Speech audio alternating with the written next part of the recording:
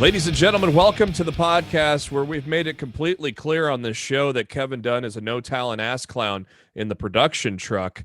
And now it's clear that he's a no-talent ass clown when it comes to evaluating talent. It's lost in the mid-card. Welcome.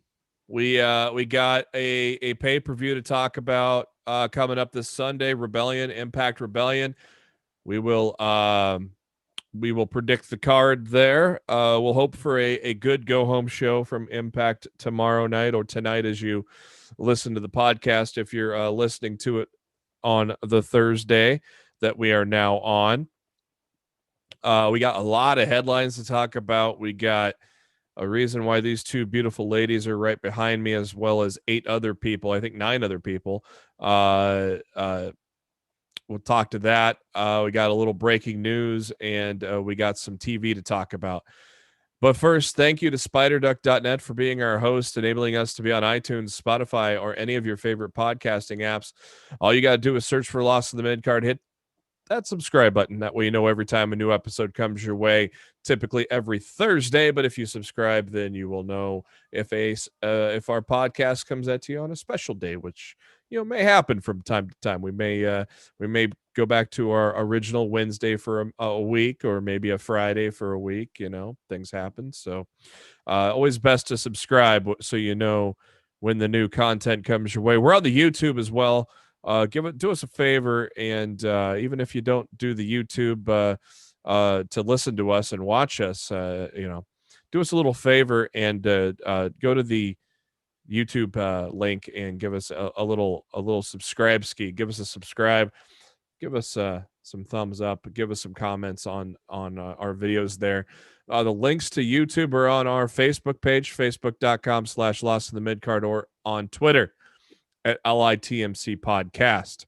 I'm your host, Jeremy Bennett. You can find me on the Twitter at JB Huskers. As always, my co-host, he is on the Twitter at Raw F Showtime. It is Mr. Matt Black. Matt, how you doing?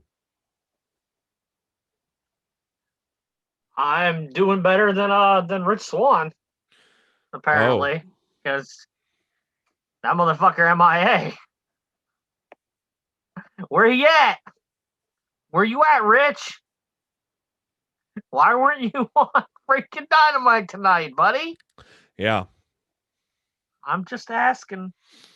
I don't know. The people's got to know. That would have been great, but oh well. I was legit. I was absolutely positively expecting Swan tonight. Like the fact that he didn't get it, and the lack of overall promotion we got for a match that technically supposed to be huge on Sunday is head scratching to me. Especially when your said star in AEW is probably going to walk out with both belts. All the more reason to promote it heavier. Yep. In my opinion. Yep. So, did you like the open there, Matt? Of course, you heard about that, didn't you? A little long-winded, but look. Anybody that's been listening to our show for the last couple years, you know that we've made it a habit to bury Kevin Dunn any chance we can get. Like, literally, we have turned the phrase taking a shit into taking it done. A literal we shit. Did that. We coined that shit. Literal shit. Years ago. Literal shit. A literal, you're on the toilet dropping a deuce is called dropping a done. Got to drop a done before we record. So, look, the fact that the rest of the world found out that Kevin Dunn was a piece of shit this week really doesn't surprise me. It doesn't surprise you, and it doesn't surprise any of our listeners. Because we all been telling you this for years. I think I don't think I have it in the headlines. I don't think. There's a lot of headlines this week. Holy fuck. Lots of headlines, but I don't think we have it in the headlines. But what we're talking about is the fact that Kevin Dunn didn't get Billie Kay, and that led to her firing. And we'll get into the firings in a little bit, but wow. He's got Vince's ear. He's also, and that's the problem. When the right people have Vince's ear, I guess you should say the wrong people have Vince's ear, bad things happen. He's probably the reason the Iconics got broken up to begin with. Probably. But then we're like, there was never any reason to break them up. Then there was all this talk of Peyton Royce getting a singles push that never happened. They just fucking paired her up with Lacey Evans in a tag team. It's like the same shit they did with Heavy Machinery. Well, I thought there was finally going to be a chance for Peyton when Lacey got pregnant, but yeah, well, she had that good match with Asuka, which turned out to be her last match in WWE. So I don't know. We'll get into those releases in a bit, but first, 36 minutes ago, AEW Dynamite went off the air from when we recorded the show. We are once again at Daly's Place. This time we are live. We are live. 2 championship matches on the card, and just a very stacked card, actually, overall. We kick things off with Hangman Page against Ricky Starks. I loved the graphic for Hangman Page. Poor interview etiquette, going back to last week. That was funny. Taz is in the booth helping the gentleman call the match here as well. And no surprise to anybody, Hangman and Starks was a tremendous match. But holy shit, Matt, when Ricky landed on his neck, that did not look good. No, like, he's lucky he landed on his feet like he did. Yeah.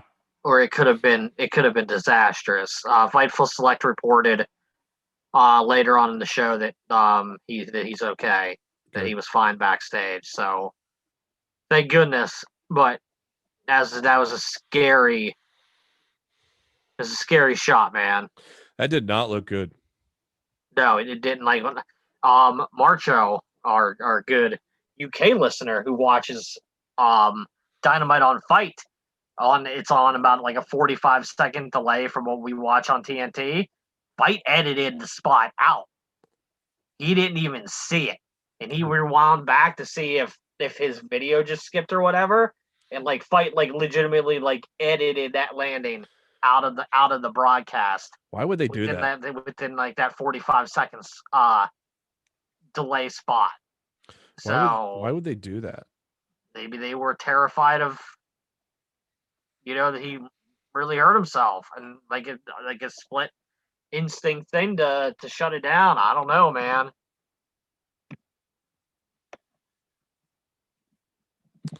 Huh. Well, tremendous match, no surprise. Pretty interesting. Hangman Page pulling out the bully choke, which was kind of odd because Moxley was using that for a while. Hikaru Shida used the Big Bang Catastrophe tonight in their match.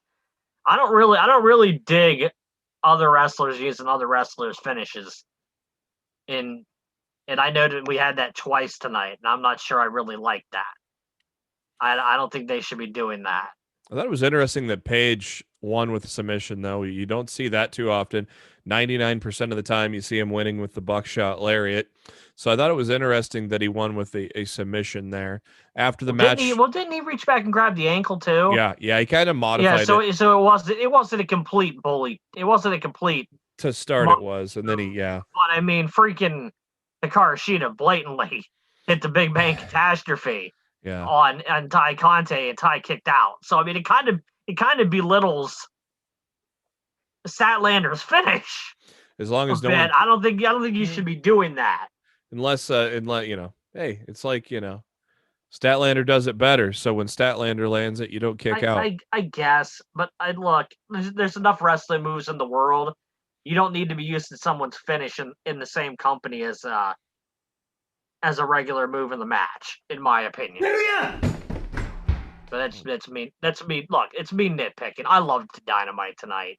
Kaz stepping in. It's been my favorite. It's been my favorite show of the week this far. No surprise. Yeah. Well, but look, Raw was a steaming turd again. It was better than last week's, but that's a very low bar. Yeah, last week's was a non-steaming turd. This week's it was steaming. At least it was warm.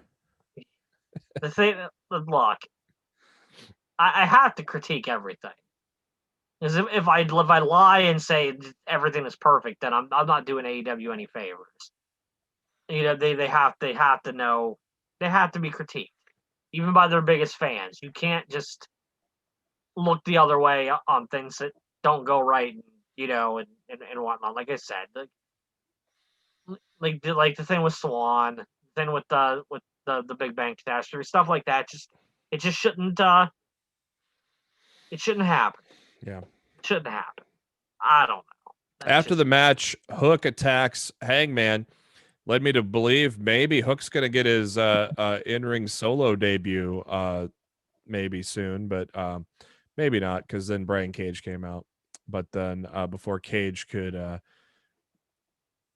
put the powerbomb on Hangman, the Dark Order comes out for the save. I thought it was hilarious. Cage doing the joint smoking, putting out on the back thing that they edited out of the Good Brothers on Dynamite. Of course, it was live, so they couldn't really edit it out now. But anyways, TNT probably doesn't know what that even is. So, TNT. They show Elite with their own trailer, and then we get Penta versus Trent. I cracked up when Justin Roberts introduced him as the question. Trent? That was brilliant by the world talented Justin Roberts.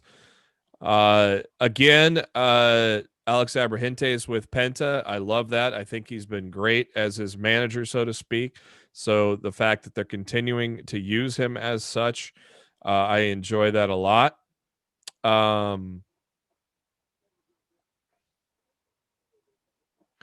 But then we get Trent and Penta. No surprise there that these guys put on a great match. Got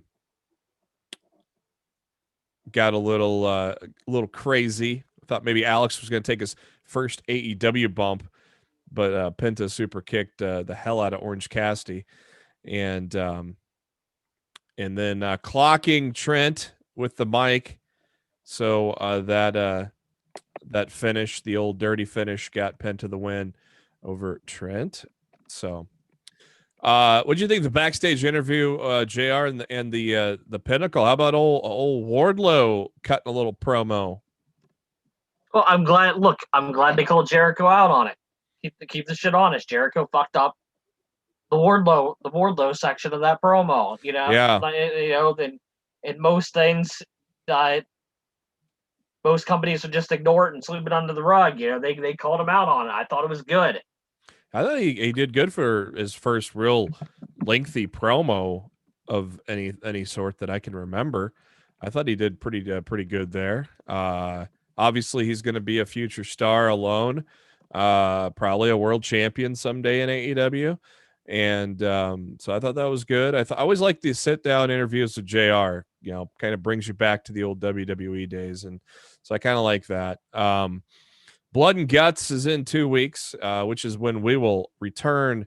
I will be off. Well, we'll be off next week as I prepare to move, but we will be back recording right after Blood and Guts happens. So we will be back in 2 weeks. Did you hear the interesting way they promoted that tonight? No, I didn't catch it. They called Blood and Guts a one-match event. Like the whole show?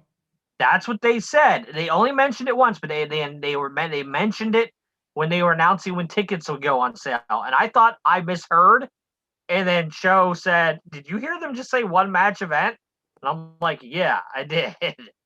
So I'm starting to wonder if Blood and Guts is going to take up the entire. How the hell do you stretch that out? The entire AEW Dynamite. I don't know. Maybe they do like video package build-ups and interviews and shit leading into the match. I don't know. I could see it going an hour, but I could see an hour seems to be realistic to me. Yeah. I don't know how they could really stretch a match like that into 2 hours. I just don't know. I think that would take a lot. And I mean, let's do the math. Let's say it's 5 minutes between each person entering, and it's 10 people total, right? yep. So you're gonna have 8 entrances. So that's if you do the 5-minute interview, that's 40 minutes. And the entrances, promos at the beginning, that could be the entire first hour of the show. And then the entire second hour can be the actual match beyond. The match beyond. But man, that's a lot of work to ask for someone like, no offense to Jericho, but a 50-year-old dude. Yeah, but he could take a nap. He could take a nap in the corner. He could also come in last. And he could take a nap in the corner for 5 minutes, 10 minutes. Yeah.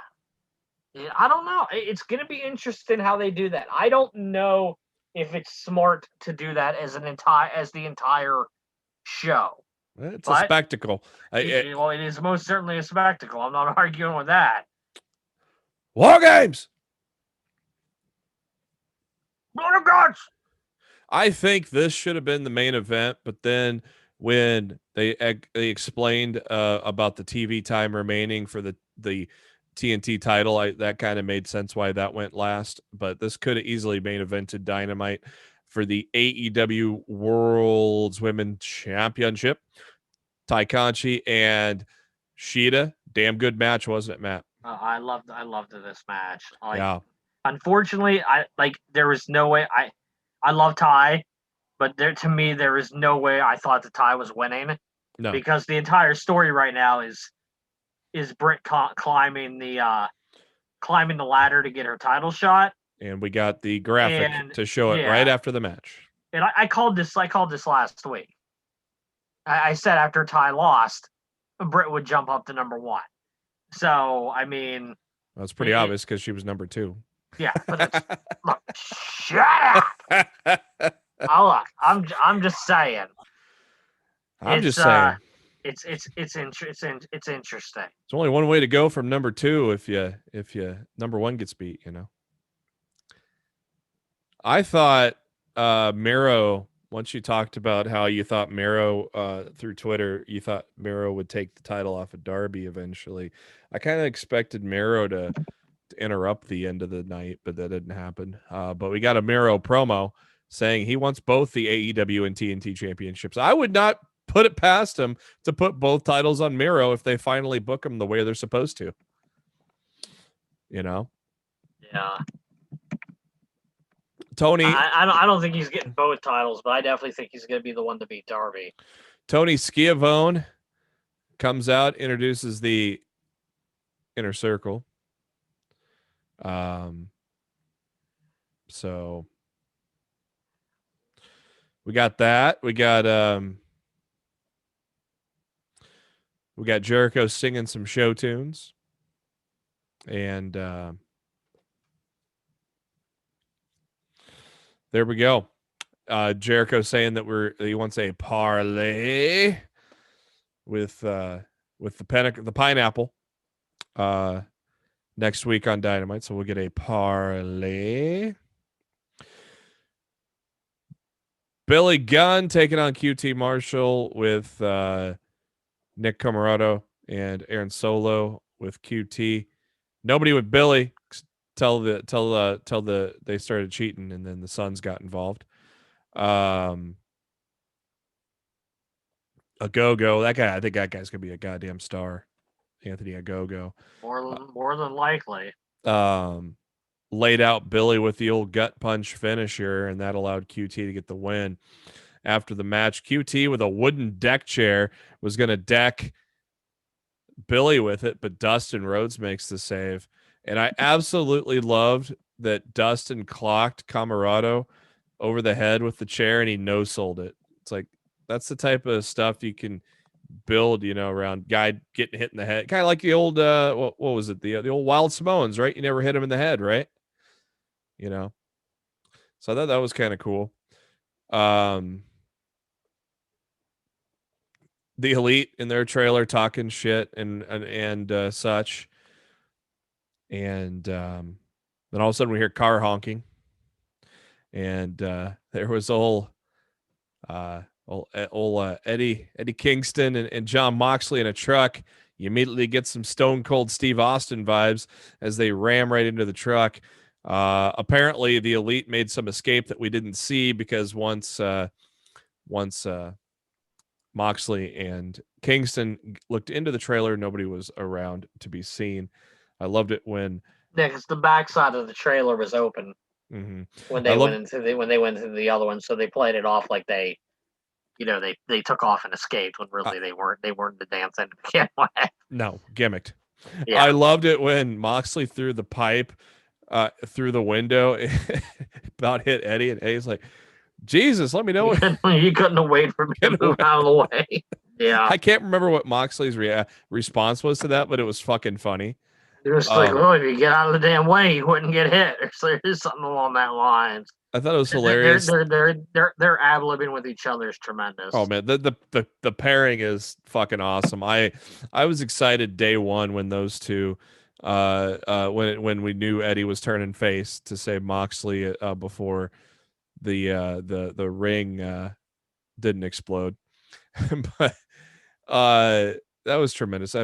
Moxley saying bitch AF, calling the Bucks bitch AF. That was kind of funny because they like to say that they're Christian AF.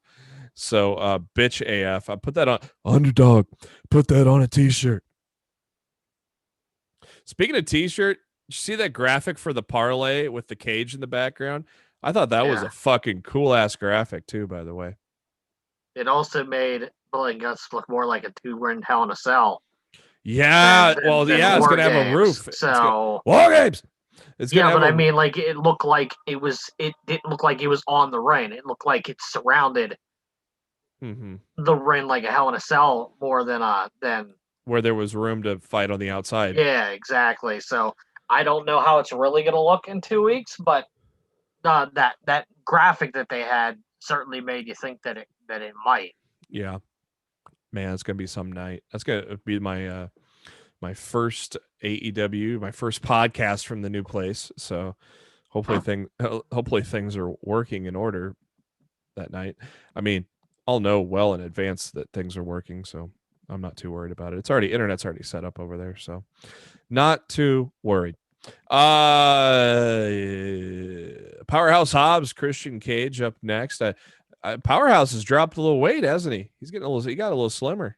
I saw people say that. I didn't notice that, but I mean, and this gentleman who did the PW Insider report, Anthony Pires. I think he's just a random fan.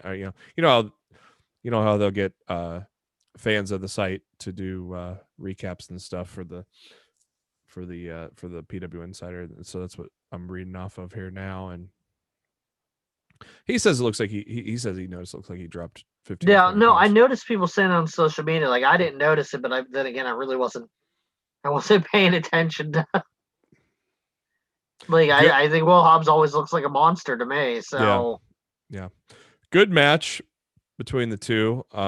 Dude, Christian again, like whoever he's in the ring with right now. Yeah. He's making the other person look like $1 million fucking bucks. And this is a guy that hadn't wrestled a match in 7 years, you know. So it's so good to have him back regularly in the ring. But yeah, a great match. We'll have to. I seriously, Ricky Starks came out there. Give me that fucking Ricky Starks Christian Cage match, man. We're gonna. Of course, everybody and their dog wants Brian Cage against Christian Cage, the brothers. Jade Cargill talking about how everybody wants her to be in their faction, and she doesn't want to. She don't want no manager. She's in it for her. She's in business for herself. So when are we getting Heyman Page and Ethan Page against Christian Cage and Brian Cage? My God.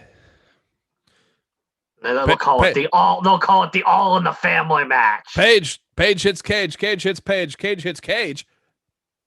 Turn the page. My God. Main event time, Jungle Boy, Jack Perry, Darby Allin, your present and your future of AEW. TNT title on the line. Hell of a match with these guys. Hell, I think they're both the future of AEW. That's what I just said. I said they're both the present and the future. I thought you said the present and the future as in Darby was the present and Jungle Boy was the future. No, I'm saying they're both the present and they're both the future. Got it. I got it. Tremendous match. We got some interesting interaction between with after Darby hit the coffin drop on the apron, both guys laid out on the outside. Darby gets in the ring and Luchasaurus helps Jungle Boy up, and Sting didn't like that at all. And Sting and Luchasaurus brawling to the back. Yeah, I think Sting kind of got pissy for nothing. Yeah, I think Sting's tights were on a little bit too snug tonight. Had him a little cranky. Because I don't really think Luchasaurus really did anything wrong. Helped him up and then backed off. He didn't throw him back in the ring. He's just trying to make sure the match goes on. We don't need no count out TNT title defense. Come on, Sting, calm down. Darby with the can't remember what they called it. Last Supper. Yeah. For the win. After all that fracas. End of the match, not Miro coming out to attack, but Ethan Page and Scorpio Sky. Very interesting. Lance Archer saving Jungle Boy and Darby. Of course, Lance and Sting. Sting comes out with the baseball bat. The whole Lance and Sting buddy thing now is just getting real interesting. Hell, fuck, have them go for the tag titles. That'd be kind of cool. See, I was thinking Miro as well. Mm-hmm. But a Miro showdown with Lance Archer wouldn't have made sense. No. So I'm glad they didn't choose to go that route. And plus, Paige and Scorpio Sky have been stalking these guys. Yeah. From the top of Daly's place for weeks. And they tried that sneak attack as well a couple weeks ago. Yeah. So it made sense, but in the moment, I was expecting Miro to come out and beat somebody's ass. So I don't know. Scorpio's gonna try to get his way into another TNT title shot. I don't know. Maybe they give it to Ethan Page. I think Ethan Page and Darby Allin would be a great match. But I mean, I don't really want Ethan Page to take a job right now. But what can you do? The whole Lance Archer. They could do Darby and Archer against Page and Sky. They could do a tag match. Mm-hmm. They don't necessarily have to go for the TNT title, and maybe after the tag match, maybe like Darby's standing on the stage or whatever, and Miro comes out and trucks him from behind and puts him in the game over. Could be Darby, and they could lead into something like that. Could be Darby and Jungle Boy because they were the two that got attacked. So yeah, I mean that's possible, but I mean you also have if you get a third, you could just, if you want to do it that way, you could do Luchasaurus, Jungle Boy, and Darby against Page, Sky, and somebody else. I mean, I guess Miro, maybe. I don't know. I kind of want Sting and Lance Archer to go for the tag titles, but that's who's not happening. No. But who's probably taking those tag titles from the Young Bucks? I think it was pretty clear tonight. Probably Moxley and Kingston, if I had to guess. Yeah. But do they need them? I don't know. Like, man, there's so many great tag teams in AEW. Like, they could literally have like half their, probably more than half, probably 3/4 of their tag team division deserves a run with those straps. Oh yeah. So to me, the sooner this company introduces a trios championship, the better. They need a trios championship. We need a TNT tag team championship. See, I wouldn't go. I would go. Look, they have enough groups. Trios. You know, they're clearly they could do Death Triangle, they could do Jurassic Express, they could do Best Friends. You know, there's so many trios. So like even the Elite, could run with them. You know, Inner Circle, but the I mean, Pinnacle. it's clear. I mean, there's so, like the trios titles don't work in a lot of companies, but in a company like AEW, those titles work beautifully. It's clear that they're gonna eventually add trios championships because they wouldn't be keeping trios records in the record books. True point, that my brother. NXT this week, we kick things off with Orange O'Reilly. I mean Kyle Cassidy. I mean Kyle O'Reilly. Cool Kyle. Cool Kyle. They were calling him. Cool Kyle. I liked Kyle's opening promo. I liked his interaction with Cameron Grimes even better. By the way, Ted DiBiase publicly stated he's on his way to NXT. So we're gonna get that dream vignette of Cameron Grimes and Ted DiBiase very soon. Yeah, I'm really curious as to what they're gonna do, but I'm all about it. Of course, I'm all about it. Of course, Cameron Grimes invested in NFTs. Of course he did. So now he's even richer. NFTs are trash. And I don't get that whole fucking thing. Pass. To me, it is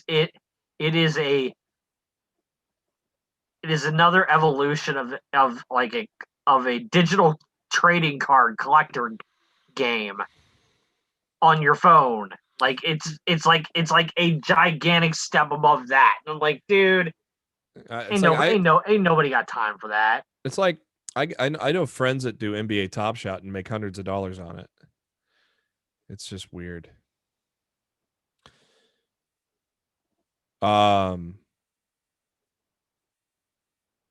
So Grimes trying to be buddy with Kyle, try to get Kyle to be on his side, and Kyle just said nope, decked him in the face. He said yes first. Well, true. Cool Kyle leaves the ring. It wasn't very cool of him to leave poor Cameron Grimes into a false sense of security. I know.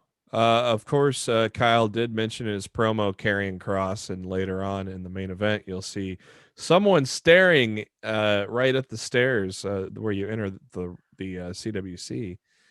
A little cross was he knew where Kyle was going to be, so he made him aware of where he was, that he was present.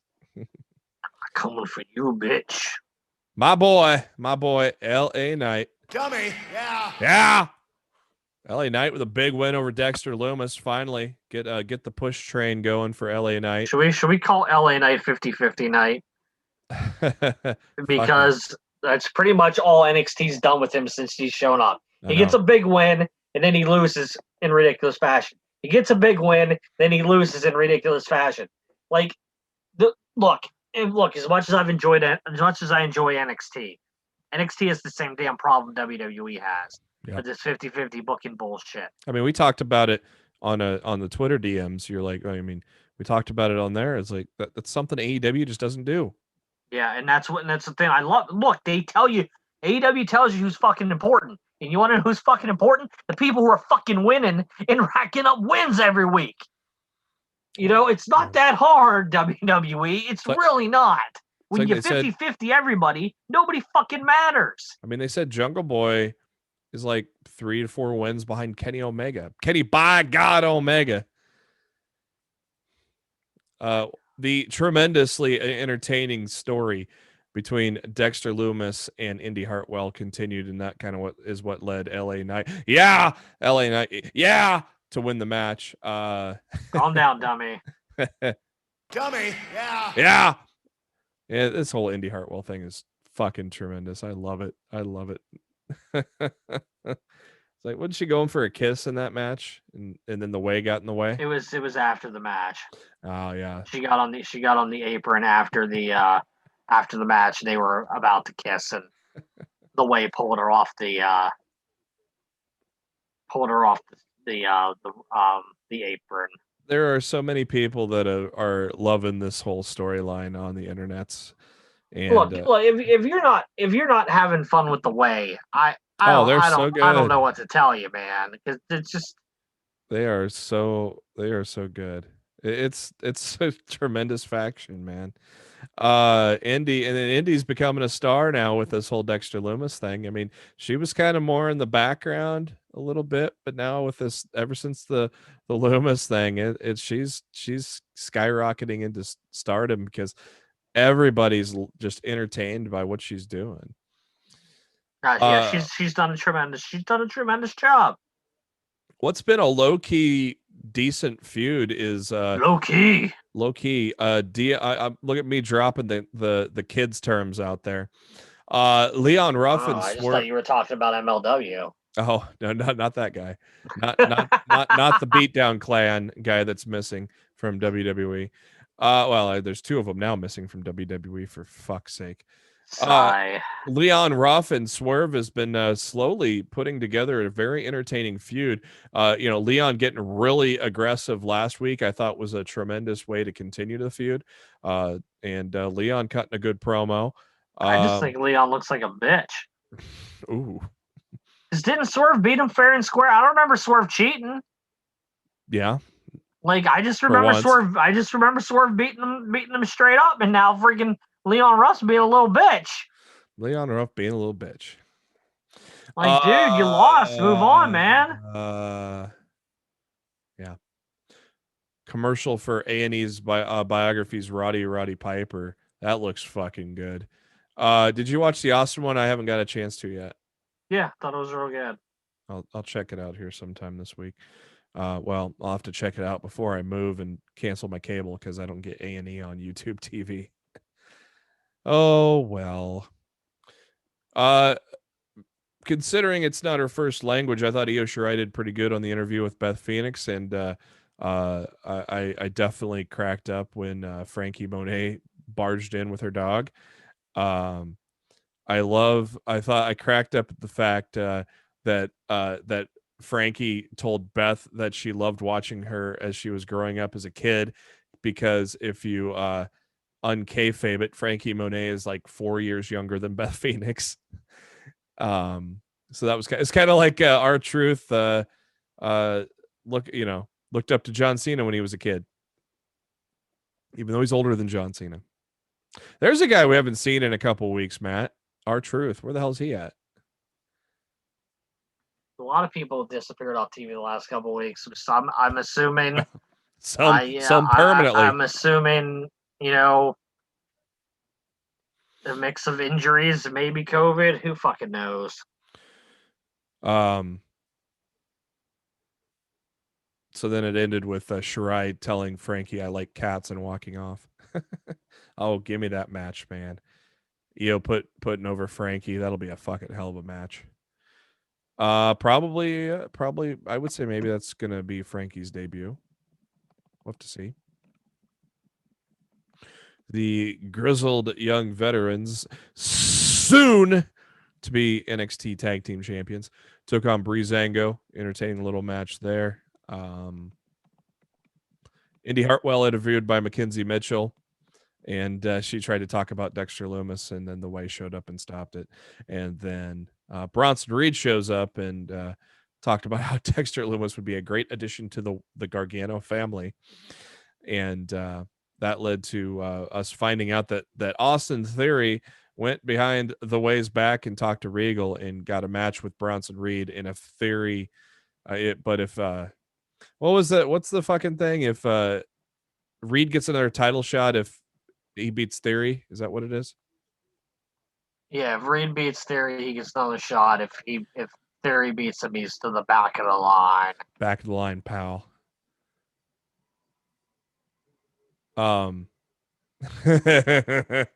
Another great segment with Cameron Grimes. Mackenzie, the beautiful Mackenzie Mitchell interviewing him, and he was talking how he was bidding on an NFT, but it got an extremely high bid that got accepted by Ted DiBiase. Oh, we can't wait. I can't wait for this. This is great. Cannot wait for that part. Saray Saray, am I saying it right? Saray or Sarai? Saray? I think it's Saray. I thought it was Sarai. Is it But Sarai? I don't know. Yeah. When she wrestles again, we'll know. We'll know in a couple weeks' time when we hear it enough that we get used to it. I mean, stop me if you've heard this again. Zoe Stark with another good match. Zoe Stark and Saray with a tremendous match here. And no, of course, no surprise, Saray ain't going to lose in her debut, but I thought Zoe Stark looked great. Then after the match, Zoe Stark gets attacked by Toni Storm because Tony's still pissed that she lost to the quote-unquote rookie. So leading to probably yet another match between those two. That's where they can not 50-50 book and have Zoe win that, and maybe, but they have Zoe lose again, so I don't know. I'm guessing Tony's going to get her win back and keep that 50-50 booking alive, pal.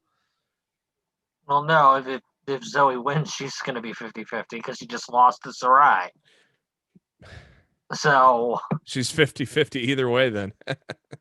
Can't get out of it. She's in a 50-50 vortex. I didn't understand why. I didn't understand the logic to put her over Storm just to feed her to Sarai when she showed up.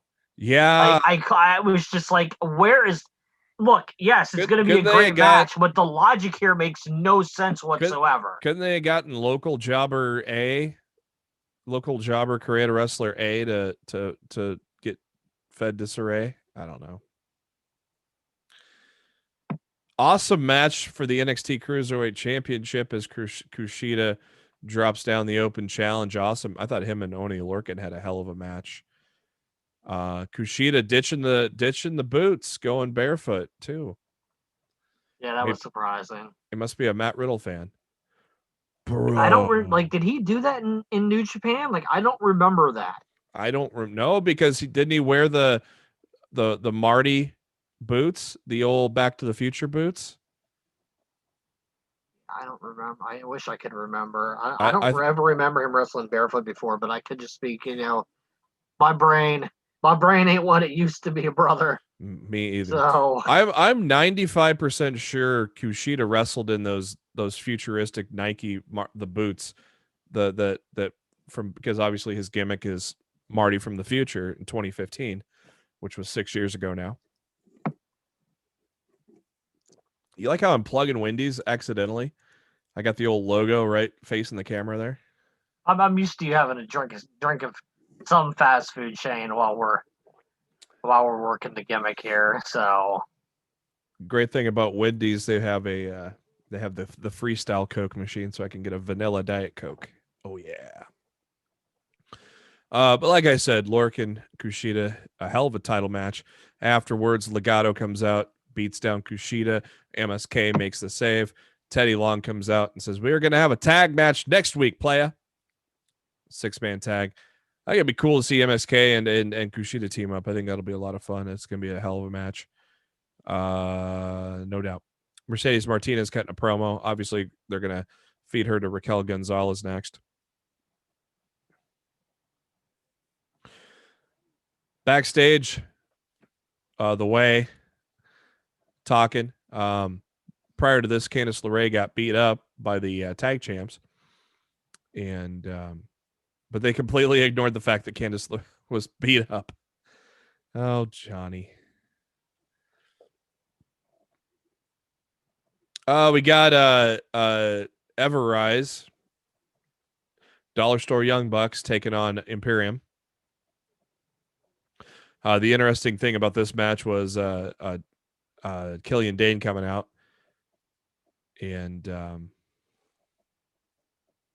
I think Dane's turning on Drake and joining Imperium. I think he is, man. Hate it. I think he is. Hate it. You hate it, but I'm right.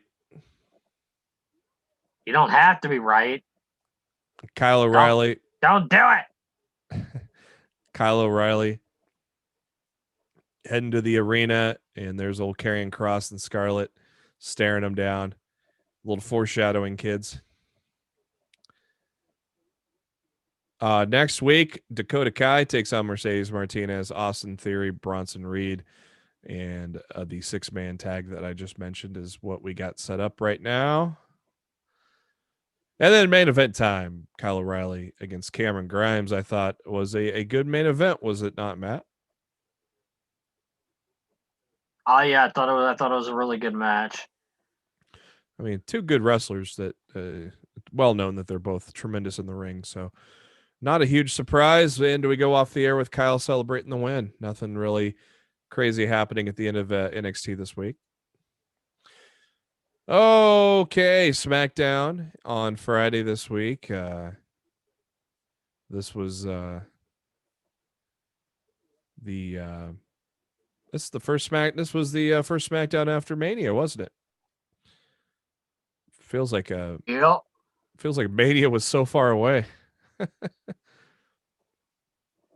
We kick things off with Roman Reigns, because they never do that on SmackDown, do they, Matt?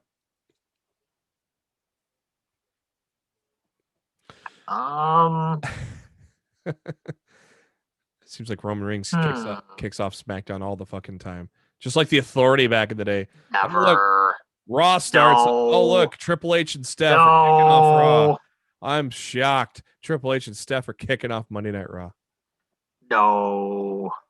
Live from the Thunderdome at the Yinling. I love Yinling. I love the fact Yinling's a great beer, but you cannot buy it here in Nebraska. But now they announced why can't you?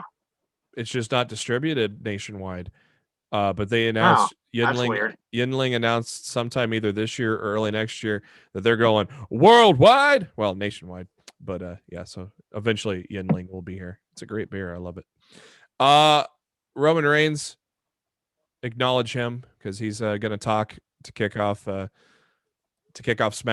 Cesaro comes out because Roman's like, nobody wants to step up. Cesaro comes out to step up, walks over to grab a mic, and they leave the ring. What a bit. What a dick.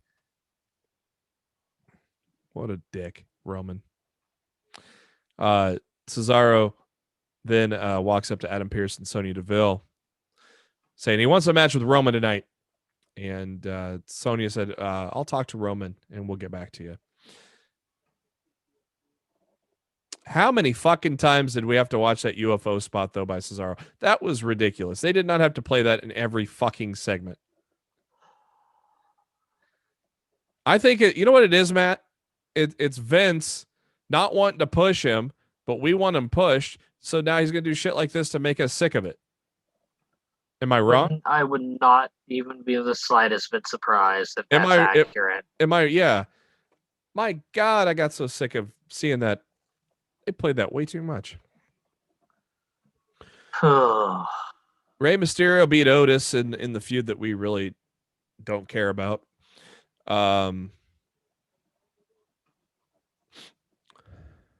Caleb Braxton caught up to Paul Heyman. Heyman calling Cesaro a Neanderthal and whatnot. And he says, well, he's going to get a match tonight. He's going to get what he wants in the main event. Well, he's going to get main event Jey Uso. You know, Roman ain't wrestling for free. Hey, look, they showed the UFO move again. Sami Zayn, Kevin Owens had a good match. WrestleMania rematch there, 10 minutes. Zayn takes the chicken shit way out, gets a count out. After the match, Owens chases him down and hits him with a stunner. Apollo Crews and Commander Aziz. No, I did not sneeze there. I said Commander Aziz. Bless me. They cut a promo. And then we got Bianca Belair's championship celebration. I loved Montez Ford's introduction of Bianca Belair. That was great. I thought the whole celebration thing was tremendous with having her with the Street Profits. I thought that was really good. No interruptions. I thought that was good that they didn't have an interruption on this either. So I thought overall it was a pretty good championship celebration. Did you like it, Matt? Yeah, I thought it was good. Hey, look, they showed the UFO spot again, Matt. Never. Bailey interviewed by Kayla Braxton. And she didn't want to hear of any of it, so she left. Then Bailey shows up. And I think we're going to get Bianca and Bayley probably as the next title match there in the SmackDown women's side. Doesn't that make sense? I would think so. SmackDown Tag Team Championships on the line. Dirty Dogs take on the Street Profits. A lot of people thought title change back onto the Street Profits. I kind of was happily surprised, to be honest, that they gave the Dirty Dogs the win here. A clean win too at that. In a good tag team title match. I've liked what they did putting Ziggler and Rude together. I think they've done a tremendous job. So I think beating a team like the Street Profits clean, I think is very, very good. And eventually, I'm going to guess SummerSlam is when they'll have Ray and Dominic take the titles off the Dirty Dogs. That sound like a plan, man? Oh God, I can't imagine them holding them for that long. Yeah, maybe just next pay-per-view, but I figured they'd do it in front of a crowd because rumor is SummerSlam will be in front of a crowd. So, hey, they showed the UFO spot again, and Jesus, they had a quick 3-minute match between Natalya and Shayna Baszler. Yeah, they really want you to care about the women's tag division, don't they? As shitty as they're booking it right now with. Oh, man, we'll get to that on Raw, too. My God. Hey, they showed the UFO spot again on SmackDown. And commercial for WrestleMania 38 in Dallas. And if they don't have Stone Cold Steve Austin as the host, I don't know what they're thinking. I don't think there's any way that they can. They have to do that. Yeah. I mean, they're putting them in the promos. You got to think. Main event, Jey Uso took on Cesaro in the main event. Pretty damn good match until Seth Rollins showed up and got the DQ, caused the DQ. And yeah, they're the WWE apologists that will defend absolutely everything that the company does.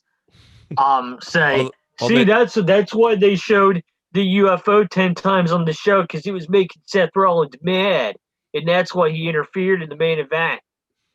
Like, them WWE marks also probably said they should have showed the UFO spot more. Fucking marks.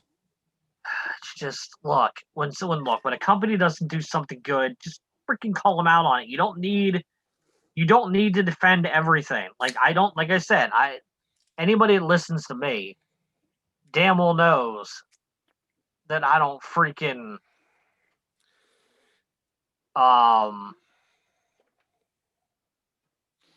praise everything AEW does. I love the company to death.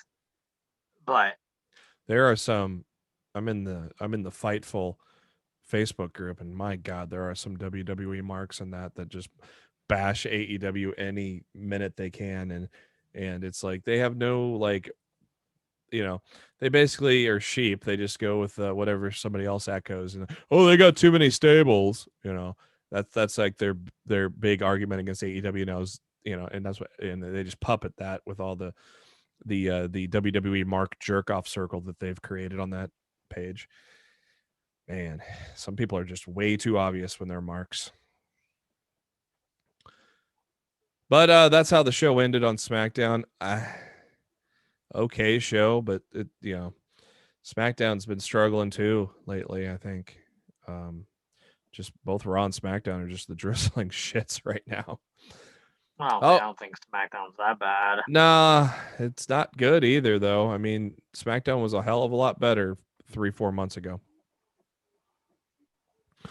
But I want to believe the further away it gets from WrestleMania, the better the better it will get when Vince isn't paying attention to it anymore. What'd you think of? Because I feel that's when SmackDown was really hitting its stride, when Vince was completely ignoring the product. Which surprises me, considering it's on network television. I figured he would be more focused on SmackDown and less on Raw, but it's flip-flop. Raw's his baby. And we're all thankful. Speaking of that baby, Jesus Christ, that thing had the drizzling shits for a second week in a row. We kicked things off with Drew McIntyre And then MVP comes out. Now, that's been one of the bright spots on Raw is the interactions between Drew and MVP.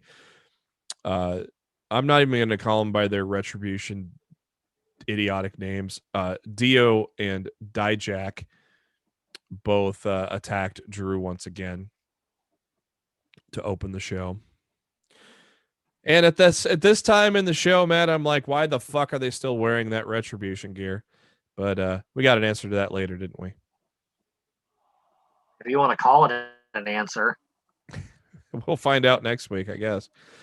Viking Raiders rematched with Shelton Benjamin and Cedric Alexander. That went about 5 minutes. Randy Orton being interviewed by Kevin Patrick and gets interrupted by Riddle. Riddle telling Orton that they should start a tag team called RK Bro.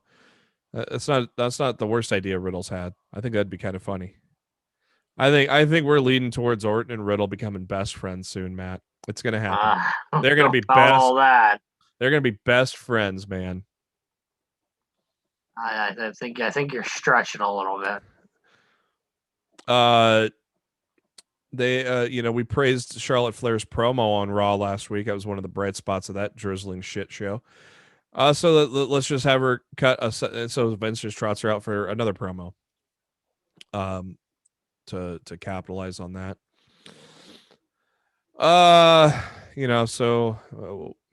We have Flair and Asuka later on in the show. Rhea Ripley getting involved too. Orton and Riddle, that was a damn good match, wasn't it, Matt? That was maybe one of the bright spots of the shit show. Oh, it was definitely the best thing on the show. Not even a question. Huge win for Riddle on that to continue that feud. I say feud, but no, they're going to become best friends. Just watch. They're going to be buddies. More like Orton's more like here comes 50-50 booking next week, right? Sad but true. Adam Pearce trying to talk Sheamus into doing open challenges. That went over well. It didn't make any sense. Then we got the stupid ass booking in the women's tag division. Jesus Christ, this is just stupid. Everything they do has just been terrible booking. So we get Mandy and Dana coming out, bringing out clips of Nia Jax falling on her hole or something, and the booking on this has just been shit. Very cool. Shit's put in it kindly. A pretty cool interview post WrestleMania they showed with Bad Bunny and Damian Priest. Mostly speaking in Spanish, which I know AEW's utilized it before, and I think even NXT, but they have with EO. I know it's like with some of these people, it'd be like that don't maybe even Asuka, even though it's fun watching her just go off in Japanese, but these Vince doesn't push a lot of the foreign born people, so to speak, so much, and they never really cut promos like this, but they showed something like this with Bad Bunny. I think with subtitles like that, you could easily cut a good promo with that and tell good stories with. I mean, it works well for pre-tapes. The problem is Vince's obsession with doing live promos kind of fucking defeats that purpose, unfortunately. Miz TV with Miz and Maurice and no Morrison. Well, that's because Maurice is Yoko in that relationship. Interrupted by Damian Priest, and that led to Miz throwing champagne in the eyes of Priest and walking off.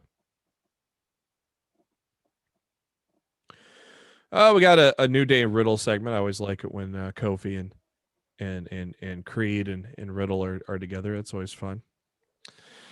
Elias beating Kofi Kingston clean, though. That was an interesting result, Matt. I didn't understand that at all. We got Alexa's Playground. I thought it was kind of cool that they put the doll in with some of Alexa's childhood photos. I thought that was kind of a cool touch. Not much in regards to story or where this is going. Just more of backstory on the doll, I think, is all that was. They don't know where it's going, and that's the problem. That's probably exactly what it is. All of a sudden, we got men fighting over Nia Jax. I bet that made Matt chuckle. Made me roll my eyes, but Angel Garza, as Reginald's been kind of missing for a while now. Drew McIntyre and taking on Dio and Dijak, and it ended in a disqualification. And then thought maybe Ali would make the save. Make a lot of sense, right? Turn him babyface. No. Strowman comes out, which is even weirder that Strowman made the save. But hey, what can I do? In the match, tag match, they ended up ripping off the masks of Dio and Dijak, so now we might hopefully no longer have them in the idiotic Retribution gear. We will see next week.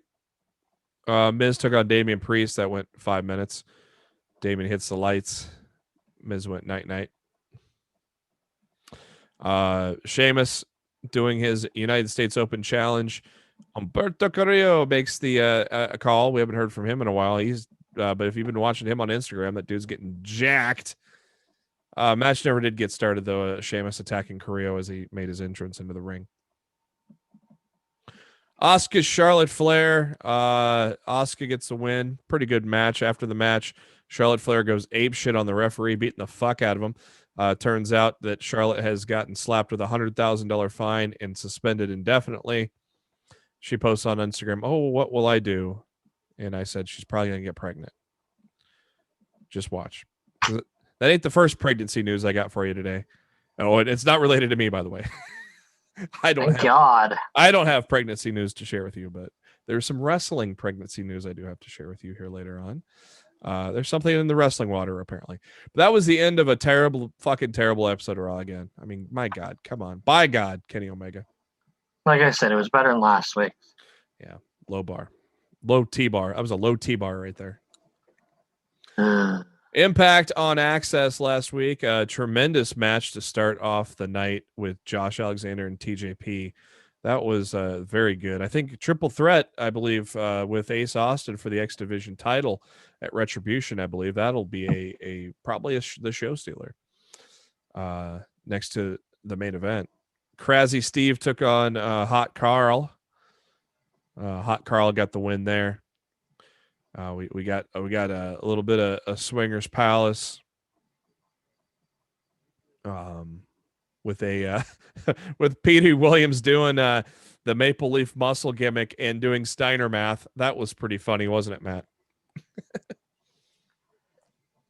I actually do remember that. I think it's at least it's something I remember from Impact last week. I completely forgot about that gimmick. The old Maple Leaf Muscle with Steiner. Yeah. We had some stuff with Eddie and Willie Mack and Violent by Design, and led to an attack and a save by James Storm and was it Storm and Chris Harris or Sabin? I don't think it was remember. Sabin. I think Sabin would make more sense. I can't remember either, and I think Mike Johnson just made a typo. I'm reading off of Mike Johnson's report there.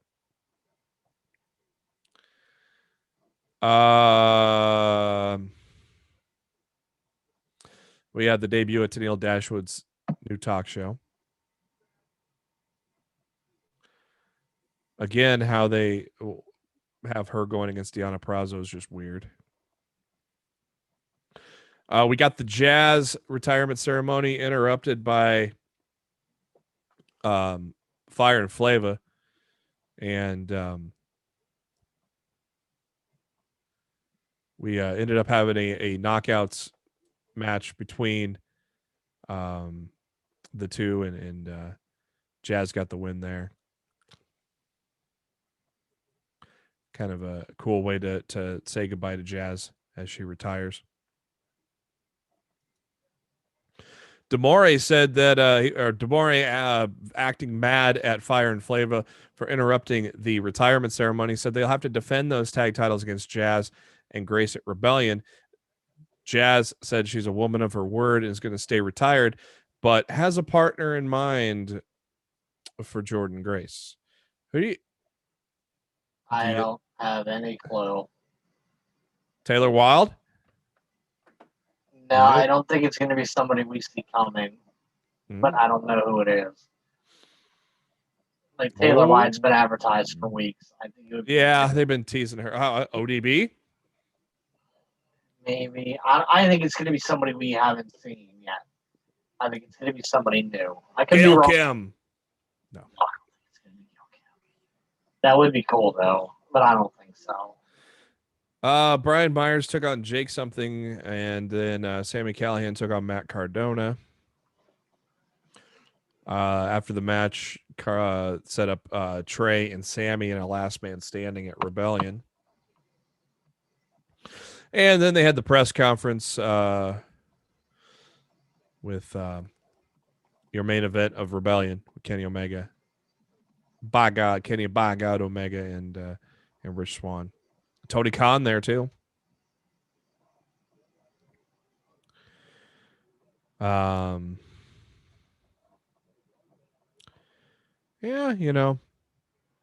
nothing really surprising happening at the end there, was there? Yeah, not really. Just your fracas that you could see coming a mile away. As we head to headlines, breaking news: EC3 announces he's been in the hospital for 5 days. Said that he had neglected an infection, and it caught up to him. And so, get well soon, EC3. Last Thursday afternoon, a big bombshell dropped, and in the end, 11 WWE talents were released. The biggest name of them, Samoa Joe. We're sitting here going, oh, take him off commentary. He's coming back to the ring. No. In addition to Samoa Joe, I think the next name they announced was Billie Kay, and we're like, what the fuck are you doing? And then later on, Peyton Royce got announced with it. I'm like, what the fuck are they doing? And in addition to those three, Chelsea Green got released, and we're saying, what the fuck is going on? Mickey James, then a bunch of people you aren't too surprised at: Tucker, Kalisto, Mojo Rawley. Oh, Mojo's included in this list, so there was 10 overall. Bo Dallas and Wesley Blake. What the hell, Matt? I got nothing, man. Word is Bo Dallas is probably done with wrestling. He's preparing, or has been working on his career in real estate, so it sounds like he's gonna probably is done with wrestling. Chelsea Green posted on Twitter after the announcement a photo of her Lunatic Lush days, saying, welcome back, it's been a while. And she recently did an interview with Sean Ross Sapp, which I need to check out here sometime. Samoa Joe posted on Twitter, be well, and Pabst Blue Ribbon said that they signed Samoa Joe, and Joe retweeted and said, no snitching, I'm trying to work out this 90 days.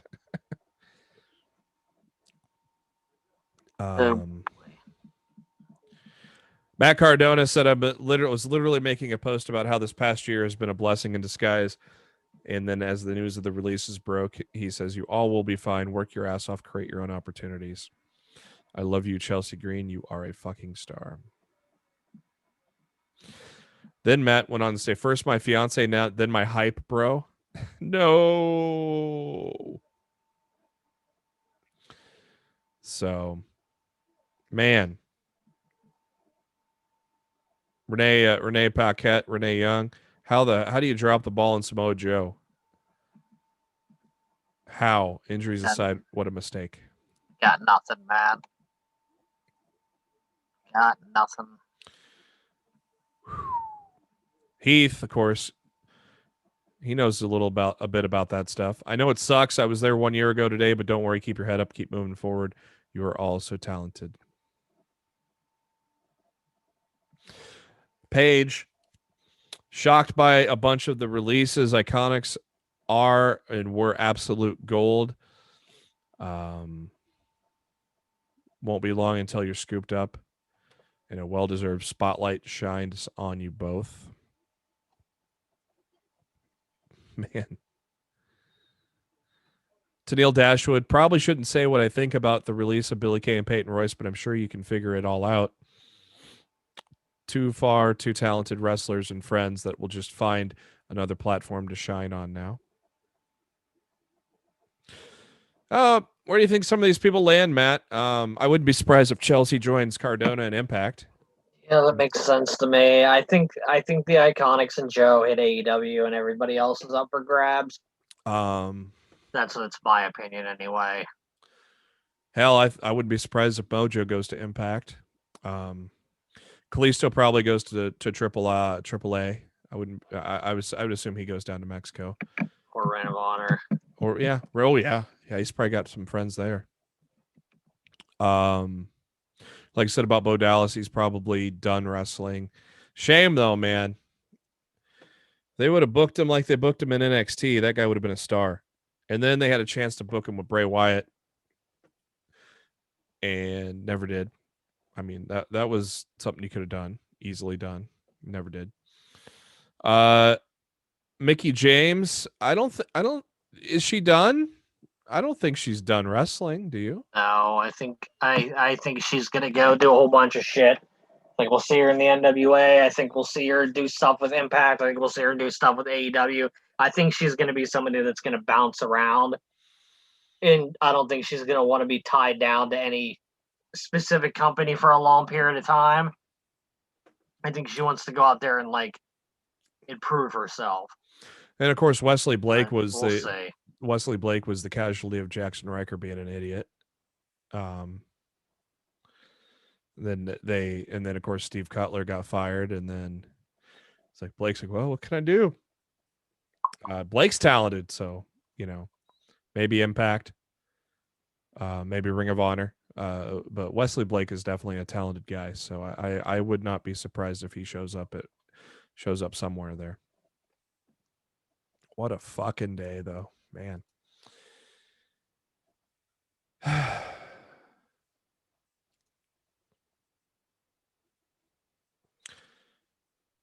Matt Black posting on Sportskeeda today, actually. Who's that guy? Oh, some jobber. The title of the article, Daniel Bryan contemplating leaving WWE after odd detachment at WrestleMania. Daniel Bryan spoke with BT Sport about the feeling he had during this WrestleMania, and it's unlike a feeling he's ever felt while wrestling. He said, quote, "It was very bizarre. It's taken me time to fully process what the experience was like, because it wasn't something like a normal thing. It wasn't like a normal thing. I felt very out of body in it. When I'm wrestling, I feel everything and feel like I'm enjoying it. This was weird. I was out there and it felt like I was detached. It was so strange that before the match started, I got this strange feeling like, oh no, is this what it's like before you die? Am I going to die? Well, okay. I don't know why or how it happened, but it was unlike anything I've ever felt while wrestling." Of course, it's been known that Bryan's contract is coming up very soon, and officially September. It's a rumor. I think he's heading to the. I think he's heading to the old AEW land there, fella. I wouldn't be surprised if he decides that he wants to take some time off for a bit, and we eventually see him doing like a part-time thing with AEW or Ring of Honor in 2022. I would not be the slightest bit surprised. He's going to want to go somewhere where he has to spend minimal time on the road, because dude wants to be a dad. He wants to be with his kids. So I would not be surprised to see him let his contract run out, take some time off, and then in the new year show up in AEW Ring of Honor or something, just, wrestle sparingly. Maybe even do something like what Paul White's doing in AEW right now, like being part of the company and maybe doing commentary right now, but in the future maybe wrestling, something like that. Like he's already been an agent or producer or creative in SmackDown, so he's got that he can do too. Yeah, I wouldn't be surprised. To me, it's just saying that like he did. Like to me, Daniel Bryan's not the type of guy who's going to put something out there because he's fishing for a new deal. No. Like, I don't, like, Bryan's not the guy that's going to play, like, WWE's hand against them or something like that and looking for more money. I don't think Bryan really cares about the money. So, like, to me, I just feel like, something has to give here. He didn't, like, he didn't just come out and say this just for the hell of saying it. No. So, like, I would not be surprised to see, like, he lets his deal run out, he quietly just disappears for a while, and then, reemerges, next year. Dude, can you imagine? Just think of this. In 2022, we could possibly get a triple threat match between Daniel Bryan, Samoa Joe, and CM Punk. Punk is definitely somewhere those three could land. Punk is definitely stirring the pot. And like, fuck, dude, you want to blow the fucking roof off of it? Make it a fatal 4-way and throw Kenny Omega in there. Punk, yeah. Punk was stirring the pot with a match with Joe already. Yep. This week. And don't tell me like that a match like that wouldn't intrigue him. He was also stirring the pot for a match with Will Ospreay this week. Oh yeah, I saw that. Basically, like, come back and ask me again in September if you still have the title. Like, AKA, I'm waiting for fucking full crowds to be back before I return to the ring. Oh, Dude's coming back. He's coming back. Yeah. It's just a matter of where and when. It's not if. CM Punk has not wrestled his last match. We're gonna hit Cult of Personality here pretty soon. Yeah, I look. I don't think he's coming back to WWE. I think that's completely. Did you see what he? Oh, I did. I wrote about it. I wrote about it. He said he'd just be another guy in WWE. He said their television's awful. Yeah. No, trust me. I know what he said, but I've read enough of his stuff in the past week. To me, that man is coming back. Yeah, it's not going to be the WWE, but he's going to go work somewhere. I would say within the next year and a half. I bet you it's going to be AEW. Everybody's going to go nuts. I bet you it's going to be AEW. It's going to be hopefully All Out over Labor Day. Or no, is All Out? Yeah, All Out's Labor Day. Double or Nothing's Memorial Day, right? Yeah. Yeah. Okay. So All Out. And I would not be surprised if he wrestles. I don't think it'll be that soon. Yeah. And I wouldn't be surprised if he wrestles Wrestle Kingdom. Him and Ospreay. That I could see. Him and Ospreay. Well, I don't know if I trust New Japan to let Ospreay hold the title that long. AEW is planning on touring in August, ahead of All Out. Don't rule. If one of those stops is Chicago, hype train that shit up because you might hear Cult of Personality in Chicago.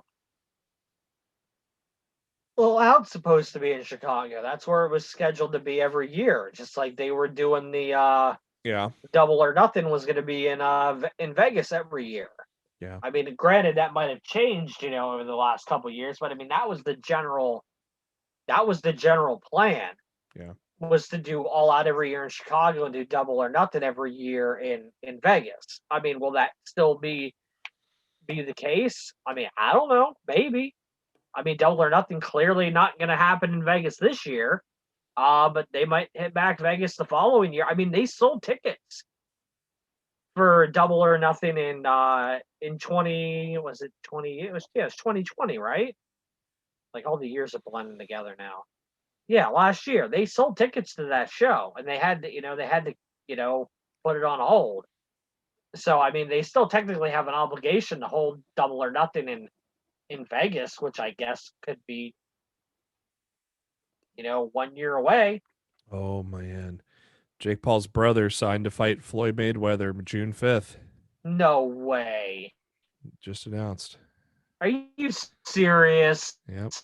Logan Paul, Floyd Mayweather. June 5th.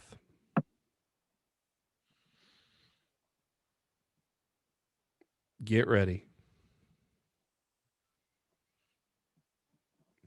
Who's reporting this? I'm not seeing it on my timeline. It's on The Athletic.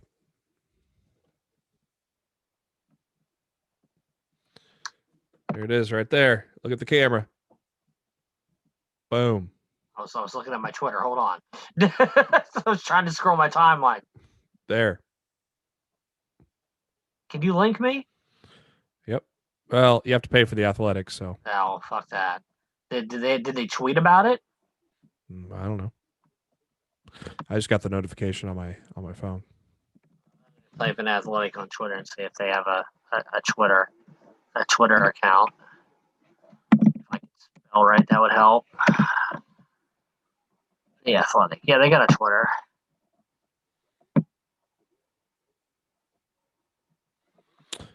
They do, pal.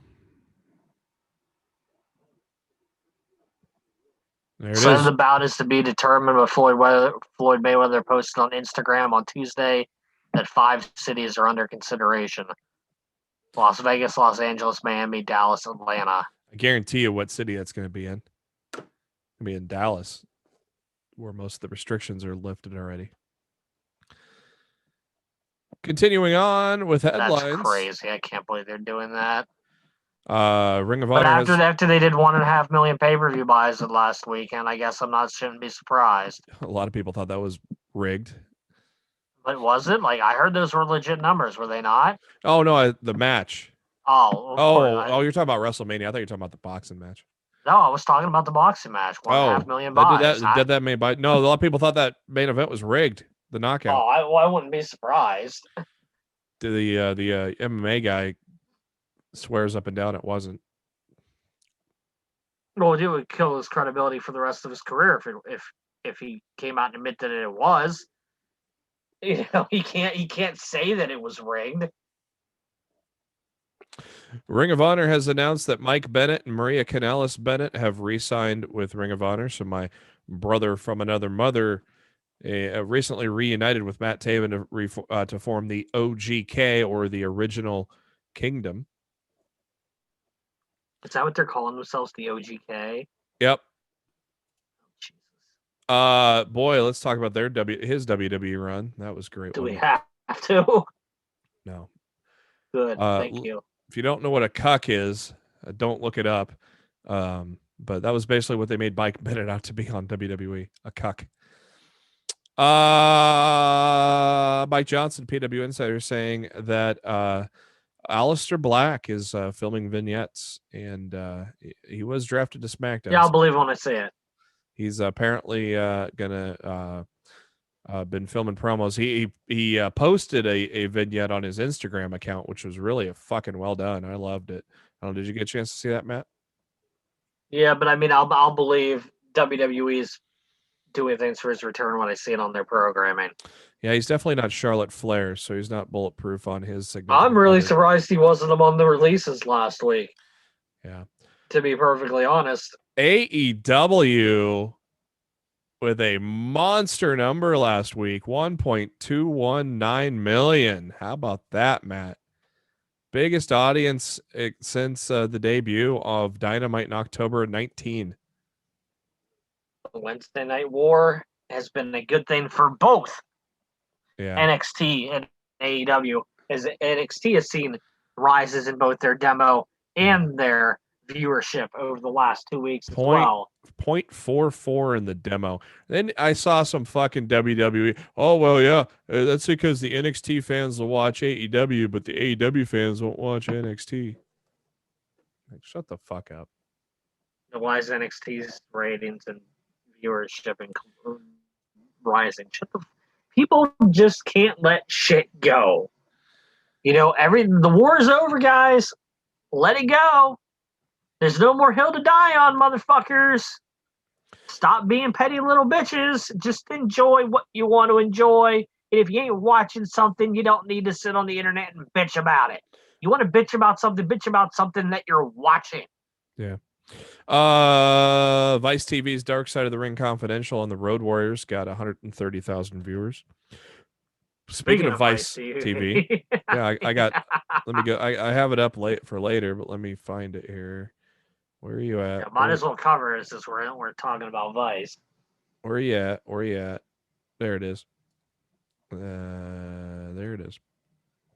Major League Wrestling has announced that they will debut on this spring. It is spring right now. What are they talking about? I'm hearing like June or July. That's summer.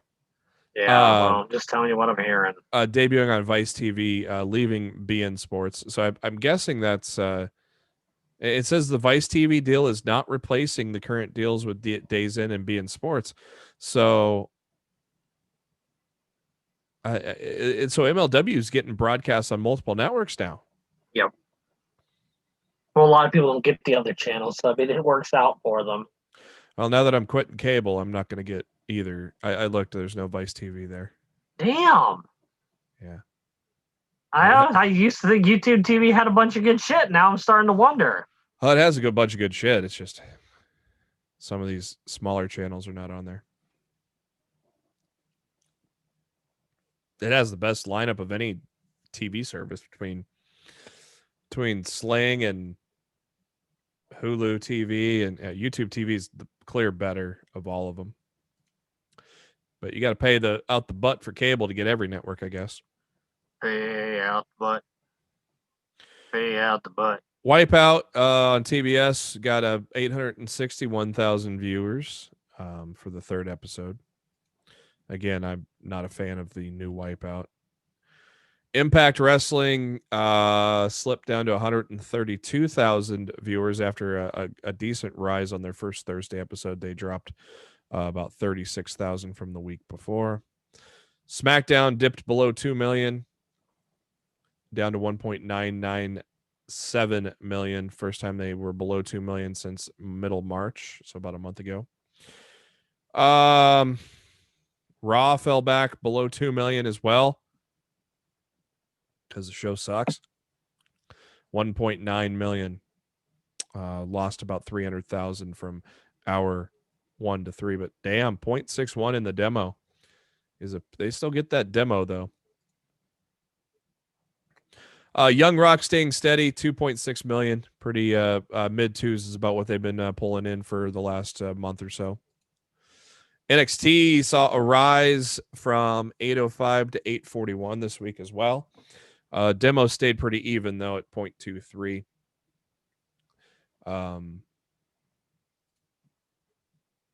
And we already mentioned that Taylor Wilde is coming back to Impact, former Knockouts champion and former tag team, first ever tag team Knockouts tag team champions as well. Of course, we've been seeing some vignettes of that recently on Impact. It's been announced that Mauro Ranallo is going to be calling the Kenny Omega Rich Swann match. How awesome is that going to be, Matt? Love it. Mamma mia! I need a Mamma Mia on the soundboard. Mamma mia! Boy, I hope this leads to him coming back to wrestling. I would love for him to do more with Impact. Rumor is that, not rumor, but fact is that Ranallo and Scott D'Amore go back a long time as they work together in Stampede Wrestling. Yeah, I heard. Actually, I heard Scott talk about that today on Le Busted au Bon. So, of course, gotta finish that episode when we're done recording tonight. Of course, he did the call on Triller's Mike Tyson pay-per-view, which was great with him and Snoop Dogg in the broadcast booth.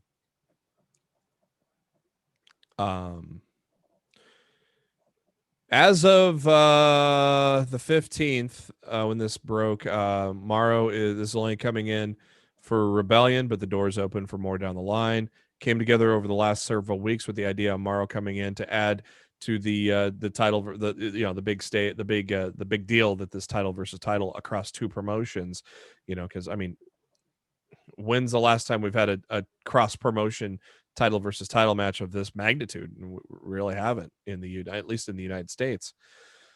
PW Insider confirmed that Ranallo was at the Impact Studio last week doing voiceovers for the video packages, and there's This Is Rebellion aired last night on Access,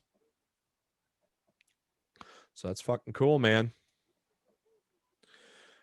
Some sad Impact news. One of my favorite knockouts, Nevaeh, has announced that she has left Impact Wrestling. Yeah, that was surprising. Kind of feels like it was out of nowhere. Yeah, she's been in the promotion for about a year. Most of that, of course, teaming with Havoc. Hopefully she lands somewhere.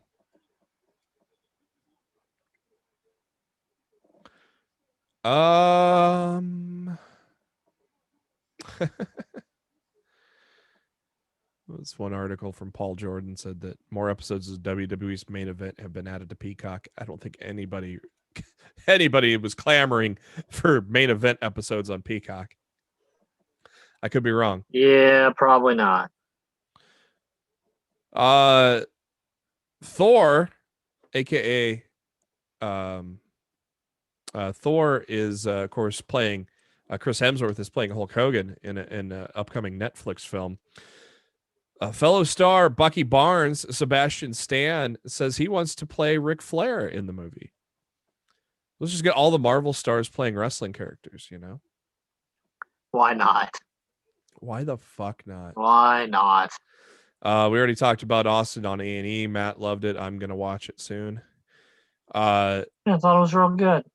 Jim Ross appeared on the This Is Rebellion special. I thought that was cool that he appeared on there. Getting a little of that cross promotion in, brother.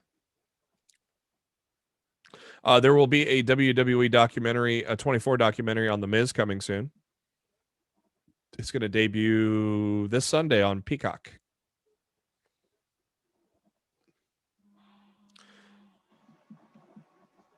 Mick Foley appeared on Pawn Stars this week. Somebody brought in an autographed Mankind mask and shirt. And gee, who's the best guy to call up to authenticate that, Matt?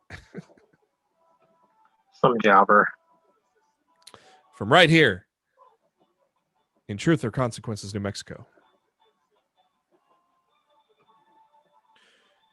Get well soon, Gerald Briscoe, one half of the world famous Stooges, is undergoing knee replacement surgery. That cannot be a joy, Matt. I wouldn't imagine as much. Best thing to happen to Mia Yim's career was Retribution breaking up, and it's been announced that she has been moved over to the SmackDown brand. Yeah, hopefully as Mia Yim. Yeah. John Cena is getting a Hallmark ornament as Peacemaker.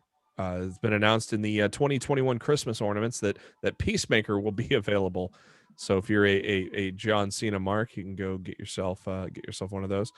Also from formerly of Retribution, Slapdick or Shane Thorne has also moved over to SmackDown.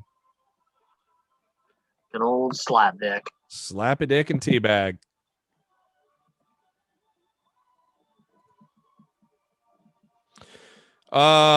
Did not take long for Chelsea Green to get to work legally, as she immediately applied for the trademark of her name, as well as Hot Mess.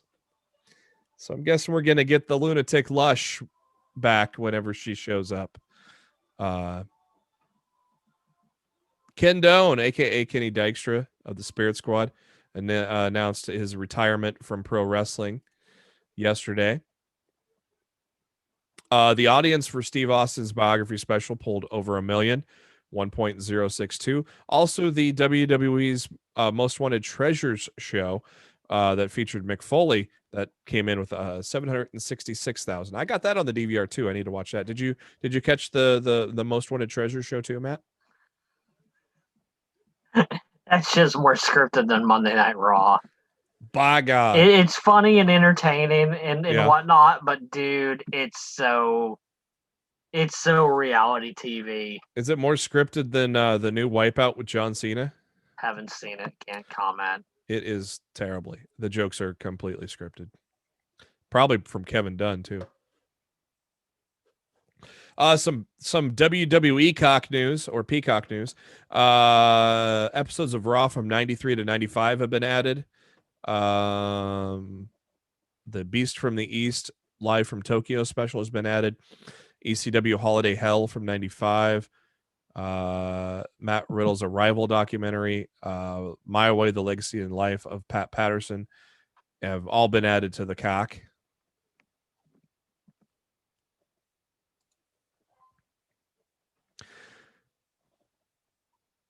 On the latest Jim Ross podcast, he mentioned that AEW would return to live events this summer, specifically mentioning July.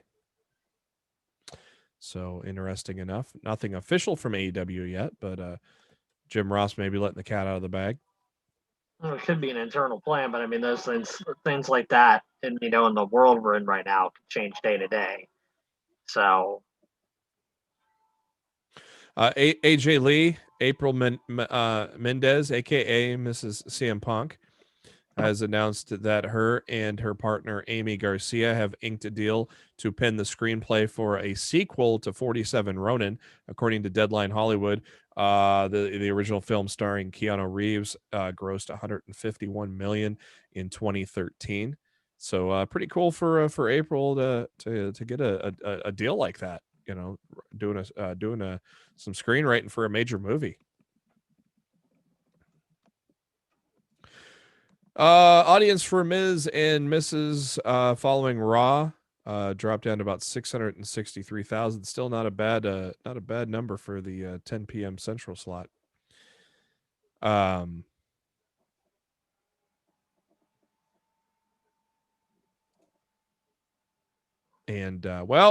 don't expect Ronda Rousey to return to the WWE anytime soon, as she is pregnant. Her and Travis Brown expecting their first child.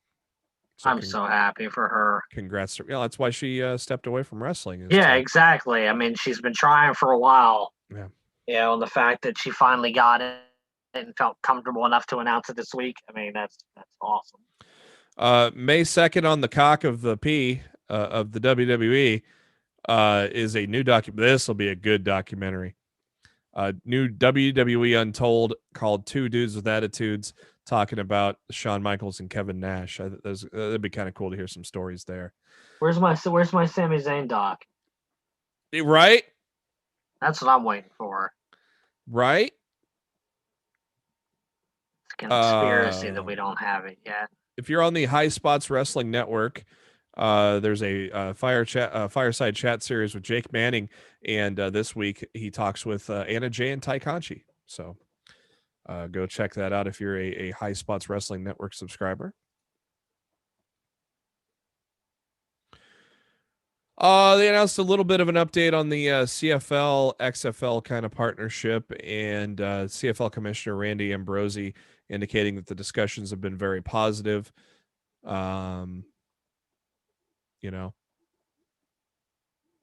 Obviously a lot hinging on what's going to go on with the pandemic, but the conversation is still there with the XFL, which of course is set to debut in 2022. And finally, before we wrap this shit up, let's talk Rebellion. It is going to be this Sunday on pay-per-view. Impact Rebellion, 8 matches on the card here. Looks to be a damn good card, doesn't it, Matt? Yeah, it should be a good show. Let's start it off with Fire and Flava taking on Jordan Grace and that ever dangerous TBD to be determined for the Knockouts tag titles. I think a title change here, Matt. What do you think? I think if Jordan Grace is signing a new deal to stay with Impact, she's going to win. If she's on her way out, I don't think she wins. Okay. So I mean, it all comes. If they win, I think she signed a new deal. If they don't, I don't think. Be interesting to see who the TBD. Has this been taped already? No. How the hell is Eric Young wrestling in this pay-per-view? Eric Young's not wrestling on this pay-per-view. He's wrestling on Impact tomorrow, which is the last match Well, of the last string of tapings. According to the match card, Eric Young's in the 8-man match, according to the graphic. There's no way. Violent by design. Well, I guess they can't not advertise him because they haven't. He hasn't wrestled his last match yet. They could play a gimmick. But yeah, I think he'll do the thing on Thursday. They'll announce that he's been hurt, and then after that, he will they'll announce a replacement or something. There's no way he's working on Sunday. A new member of VBD. That sounds like a STD. VBD. Stable might as well be. I like it, except for Joe Boring. Trash. I like it, except for Joe Boring. Yeah, I don't know who you can bring in there to join VBD. I would assume the good guys get the win here, Matt. Well, they're facing Saban, Edwards, Storm, and Mac. What are your thoughts? I mean, it makes sense for them to get the win now. I mean, I know you're a VBD cheerleader, but try to be objective here on your pick. Will you stop? Oh, this is good. JB over here looking to get super kicked. This would be good. This could be fucking great. Sami Callihan, Trey Miguel, last man standing match, man. Trey Miguel's going over, baby. I would certainly think so. This will also be good, man. Two best friends in real life. Kayfabe aside, Matt Cardona, Brian Myers. Who do you think gets this win, Matt? This is an interesting Cardona one. should win, but Myers is the one under contract, so they had Cardona lose to Callahan last week. I think Myers beats. Cardona. I don't know. I'm gonna go with Cardona. I think it's a better story if Myers beats Cardona, because then he can just be a cocky heel and brag about it on Matt, going forward. Oh, this will be good too. This is just a hell of a card. Triple threat match for the X Division Championship. Ace Austin, your champion, taking on Josh Alexander and TJP. Matt, who comes out as the X Division champion? As long as it ain't TJP, I don't care. Well, who's your pick? I'll say Ace Austin retains. I am going with Josh Alexander, because I think Josh Alexander has been impressive in several matches over the past couple of months. Though Ace Austin just won the title, he doesn't need the title. I think I'm not arguing with you. As long as it ain't TJP, I'm good. Oh, you're a TJP mark. Quit. Just admit it. TJP's trash. Trash. Knockouts Championship. Deonna Purrazzo against Tenille Dashwood. A title change, Matt? To me, I don't see any other reason to do this match if they're not swapping the title. Mm-hmm. So I'll say yes. Yeah, I'll say we're getting a title change. Because if not, why the fuck we doing heel versus heel anyway? I think it's long overdue that she's been Knockouts champion. So I think Tenille wins as well. And then we got Finn Juice against the Good Brothers. I'm guessing Finn Juice drops the titles back to the Good Brothers as they head back to Japan, right? I would think the Good Brothers, get the titles back here. I would be shocked if they didn't. And the main event is we have tipped our hand on this for the past month. No surprise. We both think Kenny by God Omega beats Rich Swann and becomes the belt collector. He's just not the douche that Austin Aries is. That guy. That's going to do it for this edition of Lost in the Midcard. Thank you for tuning in. Make sure you subscribe, and to subscribe, just search for Lost in the Midcard on any of your favorite podcasting apps, Spotify, iTunes, all that fun shit. Search for Lost in the Midcard, subscribe. That way you know when a new episode comes your way. Now on Thursdays, but sometimes when we come at you at a different day. So subscribe, and then you'll know. We're on the YouTube as well. Do us a favor. Give us a subscribe on the YouTube, and you can find our YouTube link in the pinned post on Facebook, facebook.com/Lost in the Midcard, or Twitter at LITMC Podcast. Matt's on the Twitter at Raw F Showtime. I'm on the Twitter at JB Huskers. And before we ride off into the sunset, look forward to what should be a killer Impact pay-per-view. Matt, what are your final thoughts?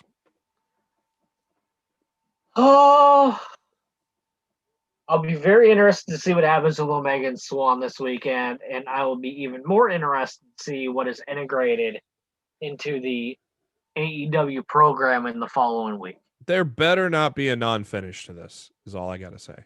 I don't think there will be a non-finish, but I'm not really sure what they're going to do either to lead into the following week's TV, because here's an interesting piece for you. Dynamite will be filmed tomorrow. Mm-hmm. Like next week's Dynamite will be filmed. And Impact has already been in the can. Well, no, not the pay-per-view. No, Impact. Tomorrow's Impact. Well, yeah, I don't care about tomorrow's Impact. Tomorrow's Impact means nothing. I'm talking tomorrow, AEW will film an episode of Dynamite, which will air after Rebellion. Mm-hmm. So I'm very curious as to how they're going to handle that. Yeah. Yeah, because they'll film Impact probably on Monday, day after the pay-per-view. I'm assuming they'll film a couple weeks, or I don't know what they do now, a couple weeks or a month at a time. They'll probably film that on Monday. And so all that'll be in the can for once we get to Wednesday's Dynamite. So, yeah, be interesting to see. Well, for Matt Black, this is Jeremy Bennett. Thank you for tuning in to Lost in the Midcard. We will catch you in 2 weeks. We are off next week, so we'll be back in 2 weeks. We will talk Impact Rebellion. We will not forget about it, but we will also come fresh off of Blood and Guts. We'll give you our reaction to that major show that's happening. So make sure to tune us in 2 weeks from tonight, which will be May 6th. So thanks for tuning in. Have a good one.